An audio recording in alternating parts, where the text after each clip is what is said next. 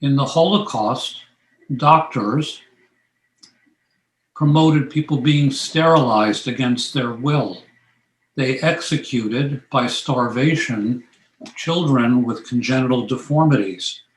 They executed in gas chambers psychiatric patients. They used that technology for the mass murder of people in concentration camps where doctors were willing executioners, and they conducted unconsented medical experimentation on people. That's all because they were serving the best interests of the state as the state perceived it, not of their patients. In medical ethics, sometimes you have to show people the clearest example of evil and then get them to work backward from that to understand from whence come standards for behavior. If you ask American medical schools, do you teach medical history? About 2/3 of them say yes. But if you say, is it a required course or is it an elective? For almost all of them, it's an elective, except for the School of Medicine at New York Medical College, which is one of the few where it's a requirement. And it's part of the history of medicine course. There is a sequence on medicine after the Holocaust, where the students have to have 3 experiences. One, they have lectures on just what you and I are talking about.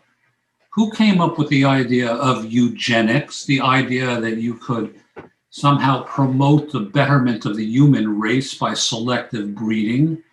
Well, they learned that that idea was invented by Charles Darwin's cousin, Francis Galton, and that American doctors and British doctors loved the idea of eugenics and promoted first voluntary and then involuntary sterilization of people who were deemed unfit.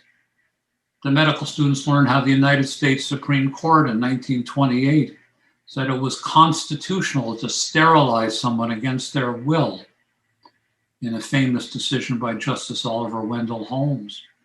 They learned how that all morphed into the Holocaust. So number one, they attend lectures. Number two, there are correlative readings that they do about the topic. And then number three, for those students who wish, instead of writing a standard term paper, a biographical study of someone in the history of medicine, they can elect to interview a Holocaust survivor in Westchester. During the pandemic, they do it by Zoom.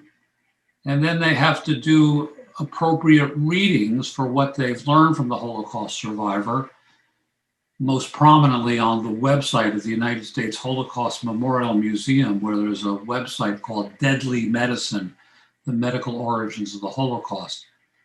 And they watch the videos and watch and read the text on the website.